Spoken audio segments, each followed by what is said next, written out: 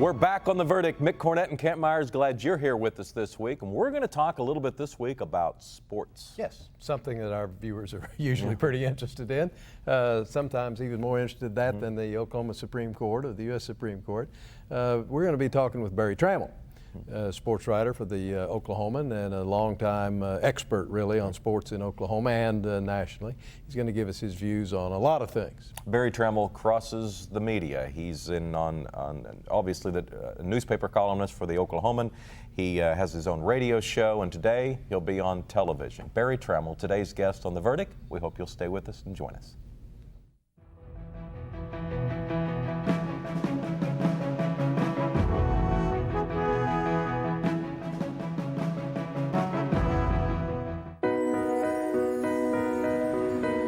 What if America had its own clean energy?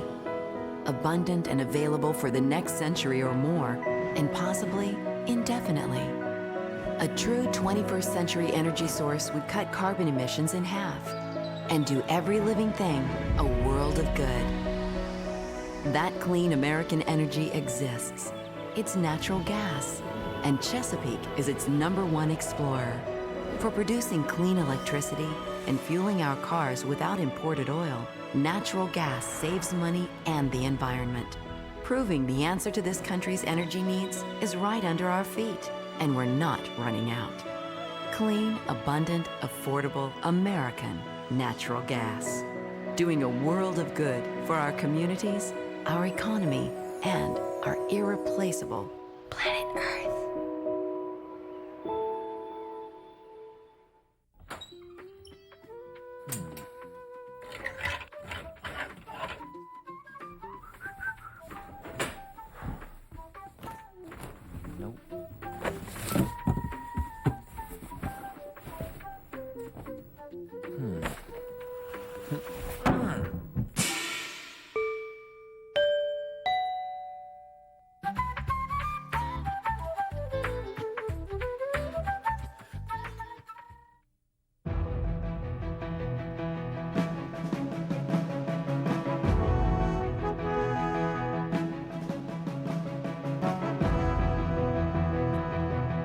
Welcome back to The Verdict. Mick Cornett with Kent Myers. Kent's going to introduce today's guest. We're really pleased to have back Barry Tramel for another visit on The Verdict. He's going to talk to us about some NBA and some OU and OSU stuff relating to sports. Barry is a sports writer for the Oklahoman and has been for a number of years. Prior to that, he was writing the same kind of good material for the Norman Transcript. He's a native Oklahoman. Did his undergraduate work at the University of Oklahoma. He also is a radio talk show host on Sports Animal, I think it is, WWLS. Barry, thanks for coming. I know you got a busy schedule. We appreciate you giving us your time. Glad to be here, guys. Now let's start by talking about Seattle. 10, 15 years, big picture. Some would say, what did Seattle do wrong? Or the sports cynic might say, what did Seattle do right? What's your take on how that evolved in the last 15 years in Seattle, and the fact that today they no longer have an NBA franchise? Well, I think Seattle was a little bit of a victim of its size, which, it's a thriving metropolis. You wouldn't think it would have any problems. But in Major League sports today, if you're not New York, Chicago, Los Angeles, one of the really big boys, I think you have a problem if you've got every franchise. If you've got the NFL, Major League Baseball, and the NBA, it's hard to keep all three franchises happy and all three franchises competitive in their own arenas. So the NBA has generally falls #3 on the pecking order behind baseball and behind NFL, and that's what happened in Seattle. Seattle, tried to do right by the Sonics 14, 13 years ago with the key arena renovations, but it quickly became a bad lease, quickly became an obsolete arena compared to the other venues in the league, and the people of Seattle, maybe correctly, a lot of people would say, said enough is enough after building a new arena, a new stadium for the Seahawks, a new arena for the Mariners. They said, we don't need to build a new arena. A lot of markets are willing to get into the major league game, Oklahoma City being Exhibit A. But Salt Lake City, San Antonio, Portland, Sacramento, a lot of NBA markets are single franchise markets. And so I think it's just Seattle's a little bit of a victim of its own of its own size. It's just not big enough to be one of the big boys that automatically has a franchise, but it's too big to take care of so many franchises. Let's talk a little bit about the Hornets experience. I've heard some people say without having had the Hornets, we never would have had the current NBA team. Others have said having the Hornets may not be all that good for the current team. What's your take on the Hornet experience? Well, the Hornets gave us a wonderful, wonderful blessing. I can't think of a market or a city that had a test run like we did. I think without the Hornets coming here, we would have been hard-pressed to obtain an NBA franchise. I certainly think Clay Bennett and Aubrey McClendon and those guys had the ideas, let's see what's out there, let's see if it can happen. But I don't think they would have had the league support. The NBA has stood by Clay Bennett pretty well for the last year or two as he's made the transition. I don't think the league would have done that without seeing what Oklahoma City did for the Hornets and how we embraced the NBA and how we made it into a success story. So the Hornets gave us we did a lot for the Hornets. The Hornets did a lot for us. The team on the floor this year, what do you expect from Oklahoma City's franchise, first year in the league? Well, I don't think they're going to be very good. They won 20 games last year, and they're really getting younger with another first-round draft pick high up, Russell Westbrook. But I think they're going to be fun, and I think they are going to get better, and I think the future's pretty bright for this roster. There are a lot of people keep saying, well, when these guys get good, you won't be able to afford them, won't be able to keep them. The history of the league is the exact opposite. Most teams are able, regardless of market size, are able to keep their stars. It's the way the collective bargaining agreement is set up. So I think the future is pretty bright. I don't think they're going to have a winning record in this coming season. I don't think they're going to contend for the playoffs.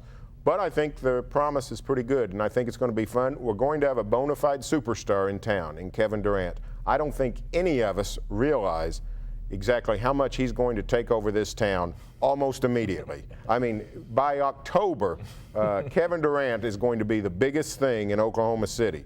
And, I think in the years to come, that's only going to get bigger and bigger and bigger. So there's going to be some growing pains, but we saw with the Hornets.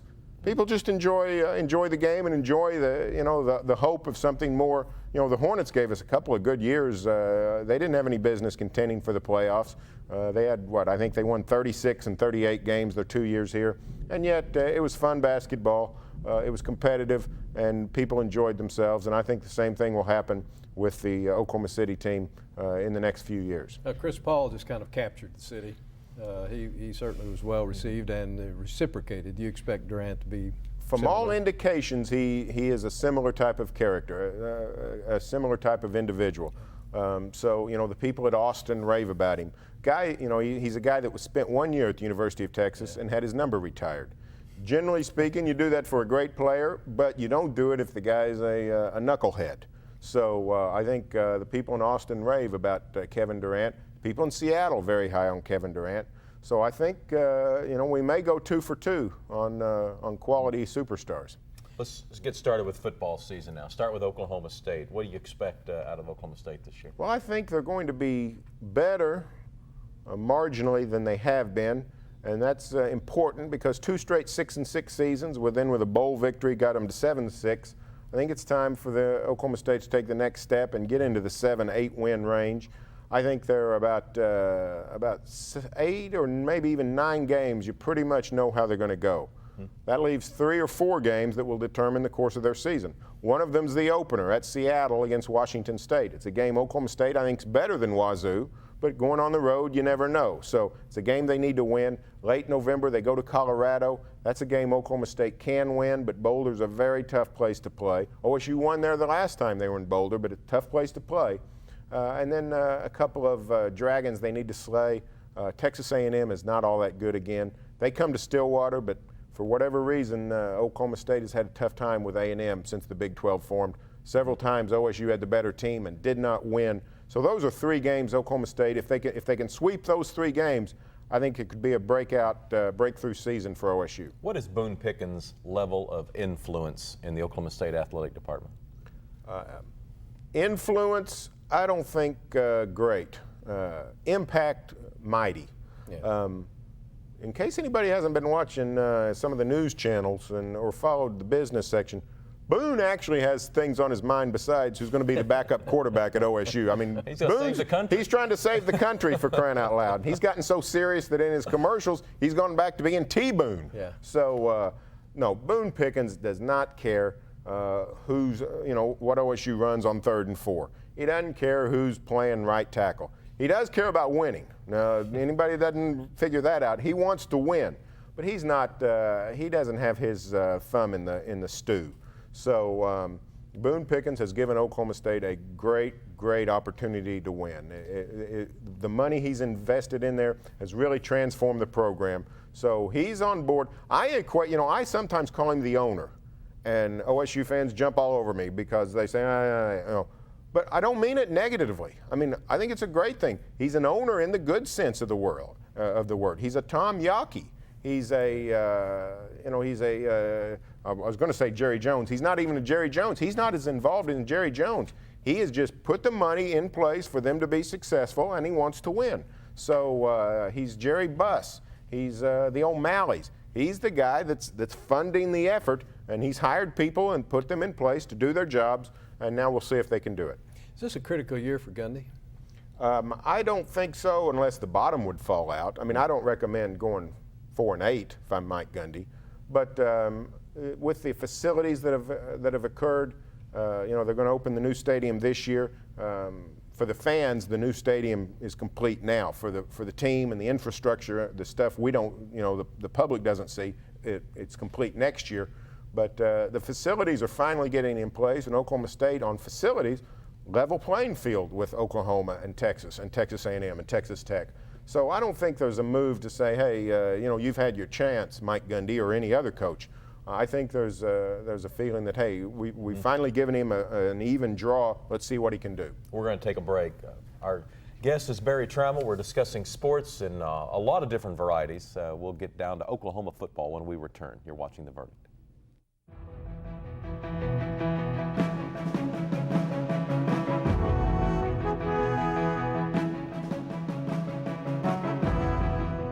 Home values are down in some states, but not in Oklahoma.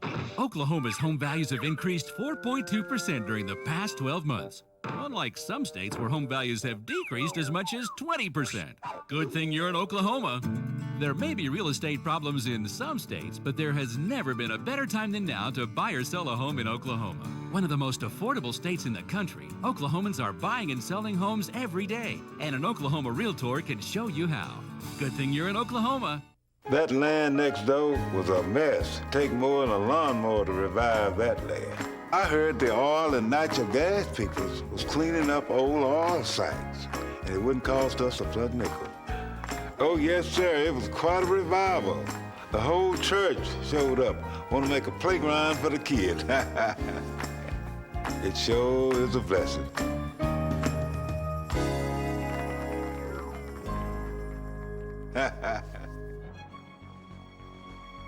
Wilsey, Meyer, Eatman, Tate. We're accountants.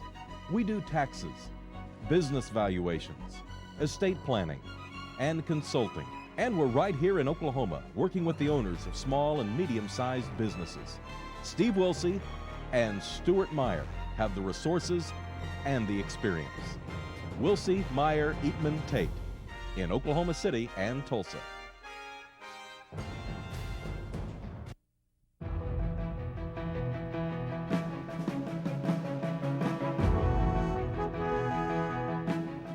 We're back on The Verdict. We're discussing sports with Barry Tramel. Let's talk about Oklahoma football. Expectations are high again. Great timing for Oklahoma. A lot of players back. Favorable schedule. This is one of those years it could happen for the Sooners if everything goes right. Now, they're going to have to play better on the road. They didn't play well on the road last year. They go to Iowa State and almost lose. They go to Colorado and do lose. Go to Texas Tech, Sam Bradford gets hurt, they lose. They got a few road games that could be dicey, never easy going to a Pac-10 school. Sooners know that better than anybody, but they go to Washington. Washington's not a power, but won't be an easy game to win. Some other, they go to A&M, which is always tough on Oklahoma, go to Stillwater, always tough on the Sooners. But, it's a year when they've got a bunch of players back, and they're the best team in the Big 12, so they've got a shot to have a magical season. And the anticipation for a BCS Bowl victory will be higher than ever this time around.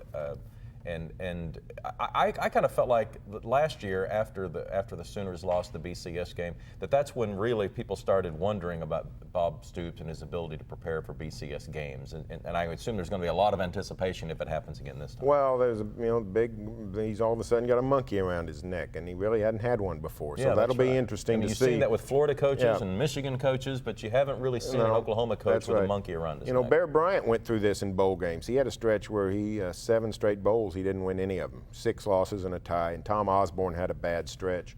I think bowl games are really funky things, and they're really not explainable. And I think coaches really get their arms around bowls less than they do any other game. So I'm not sure there's anything Bob's doing wrong or could be doing better. But he definitely needs to win one. I agree with that, because the mood is a little bit changed, even among his ardent supporters, is that, what's going on? Something, we need to win one of these. Most ardent supporters are the ones that go to those games. Yeah, that's right. No one likes to spend a few $1,000s and have it soured with a team. Now, in Bob's defense, let me say this. I don't really throw out the Holiday Bowl of 2005. They played a team that was ranked higher in San Diego, Oregon at number 5, than either of these last 2 Fiesta Bowl opponents. So, and they beat that Oregon team. So, that's a legitimate bowl victory. So I don't consider it a 4-game BCS losing streak. I think they've lost 4 out of 5, and that's not anything to be proud of. But they have had bowl success, and it's not like they've forgotten what to do. I just think it's sort of a quirky thing that happens in college football. College football bowl games are unlike anything else we have in sports. You change everything else you've done all year.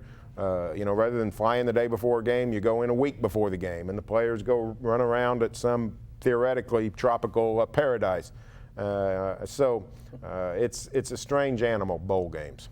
Do you think Stoops, to some extent, is a victim of his own success? He comes in here very early on, wins a national championship, and then it's kind of, what have you done for me lately? Well, sure. I mean, he'd have been probably a little better off maybe if his national title had come in year 6 or 7. Yeah. Somebody emailed me the other day and said, Stoops hasn't won a national title in 7 years now. And I wanted to write him back and say, they don't pass those things out, like at a carnival. I mean, all kinds of schools haven't won one in a long time, big-time schools. So they're hard to win. It's like Eddie Sutton used to say about the Final Four. He said, it's hard to get there. He said, it's hard.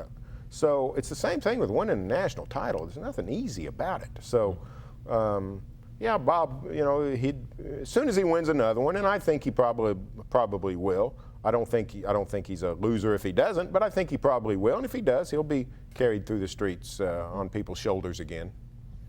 High school football, any thoughts on the state of the game?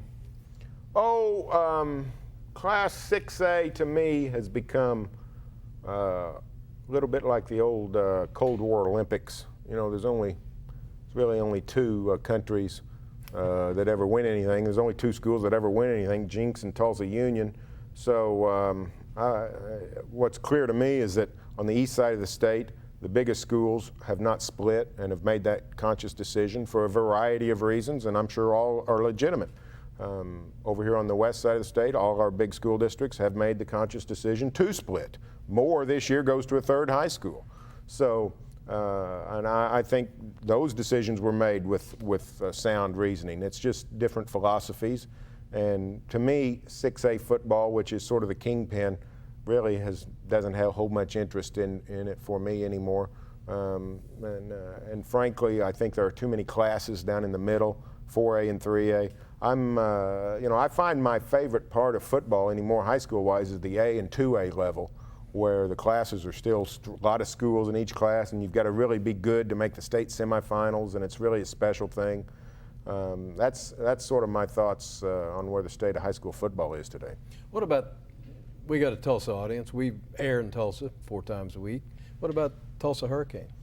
Well, that's a little bit, you know what, to me that's a little bit of an untold success story, at least on this part of the state. You know, on the east side I know they get plenty of coverage, but they've done a really nice job with, you know, the new coach Todd Graham has come in and kept Tulsa going well, and they're the favorite again in the Conference USA, and they've lost their great quarterback Paul Smith, but David Johnson's a veteran who's ready to step in.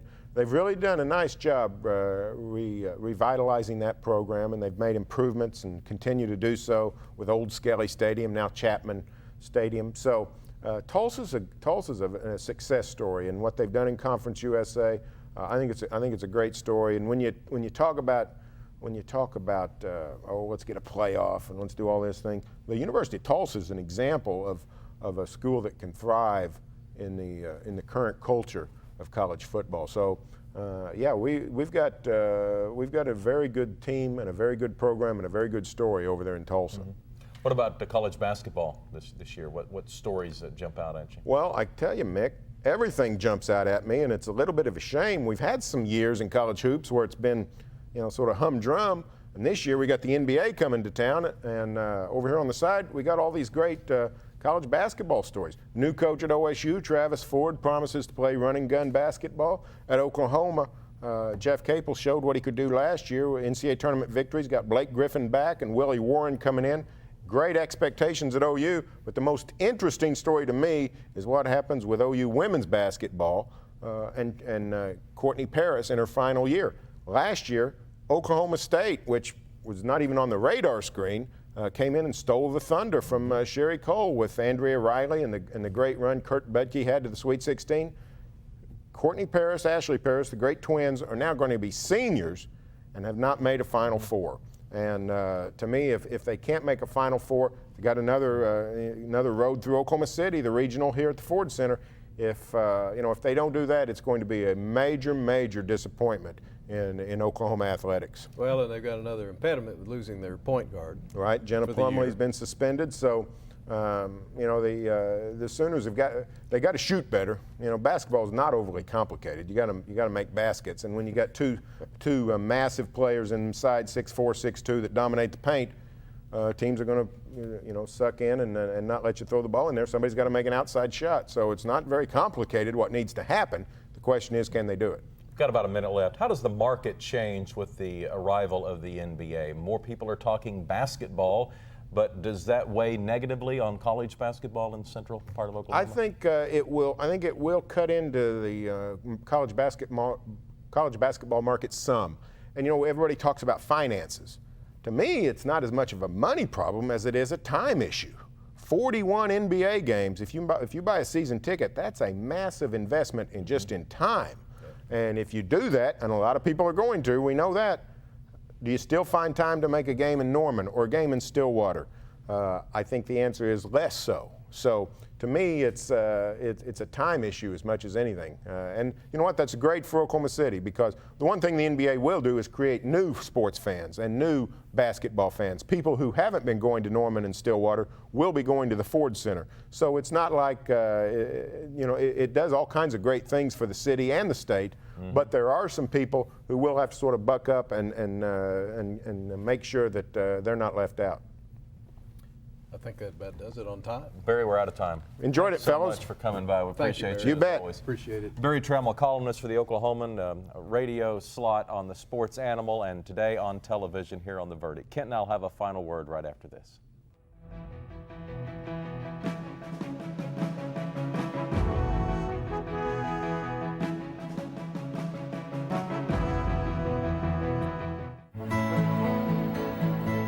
The good life comes naturally to Tulsa, where nature's beauty is matched with an eye for aesthetics.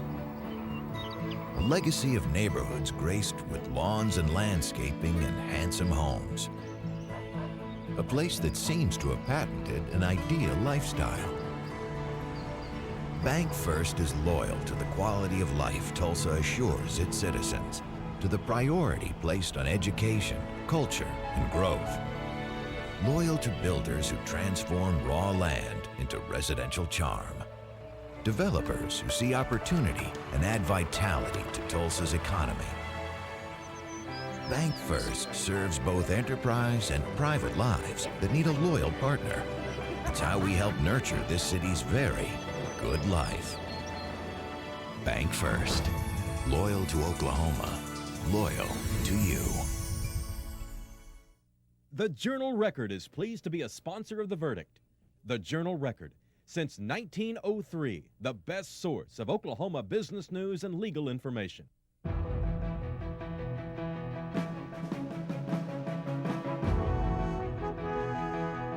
We're back on The Verdict. Our guest today was Barry Tramel of the Oklahoman. And you know, Barry is a very busy guy. During the break, I was asking him about his workload. And I said, how many columns a week do you write? And he said, well, if you count the page 2 stuff, 5. I mean, 5 columns a week, that's a major workload. Yeah, not counting his blog. Yeah, and the radio show that Yeah. he does with. So Well, he keeps up and executes. He's just been a fascinating writer to me since, well, for over 20 years, because when I lived in Norman, and he was writing for the Norman Transcript, I just loved his columns and kept up with him and was very pleased to see him move to the Oklahoman. But if our viewers haven't read any of his stuff, I'd sure encourage you to do it. It is just, it's got an insight and a wisdom and a humor well beyond simple sports. There's always a big picture perspective beyond who won last night's game. Absolutely, and he does his homework. He does his he knows what's happened historically. I was interested in his majors, which I didn't bring out on the introduction, but at OU he majored in both history and English. And those are the 2 things at which he excels. Yeah, because you when he see a lot tells of you that in some his work. historical facts, he's got them right. Well, we appreciate Barry Tramel coming on the show, and we'll invite you, if there's a guest that you'd like to see on a future edition of The Verdict, that you let us know. And you can best do that by going to our website, theverdict.tv, log on, take a look at Kent and I's picture, and then when you're through with that, send us an email about a guest you'd like to see on an upcoming edition of The Verdict, and we'll try and have them on. Yeah, I do look at that website, by the way. So if our viewers are wondering, I do look at it every week to see what comments have been, and before I send them to you, I delete most of the bad ones. And we'll be laying out our fall and winter shows here before long. So get on the website, theverdict.tv, and send us a line. For Kent Myers, I'm Mick Cornett. We'll see you next week, right here on The Verdict.